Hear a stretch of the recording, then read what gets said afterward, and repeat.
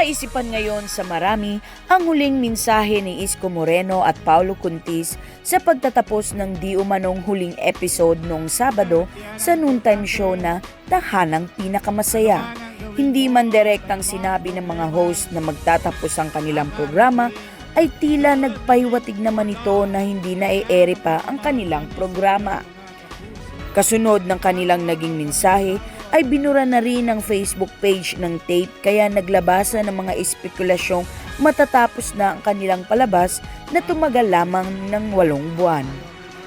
Matatandaan, ang Tahanang Pinakamasaya ang ipinalit na pangalan ng tape nang manalo sa korte ang grupo nila Senator Tito, Vic Soto at Joey De Leon at napatunayang sila ang nagmamay-ari ng pangalang Itbulaga. Wala namang inilabas pa na pahayag ang mga host o maging ang management kung tuluyan na nga maglalaho sa Philippine Show at sa GMA ang Tahanang Pinakamasaya.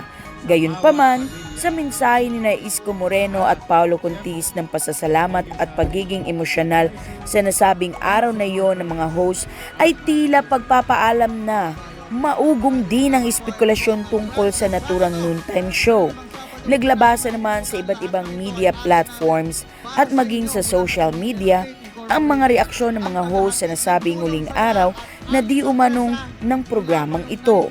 Iba't iba naman ang naging reaksyon ng mga tao sa balitang ito. May iba ang nalungkot at iba naman ay tila natuwa sa balitang ito. Ang Tahanang Pinakamasaya ang pumalit sa matagal ng naghari na noontime show na Itbulaga. Na-established na ang suporta ng mga tao. Matatandaan kasi na ikinagalit ng mga fans ng Itbulaga ang pag-angkin nila sa pangalan na Itbulaga habang umuusad ang kaso ng tape at ng TVJ na kung sino nga ba ang dapat magmay-ari ng Itbulaga na pangalan.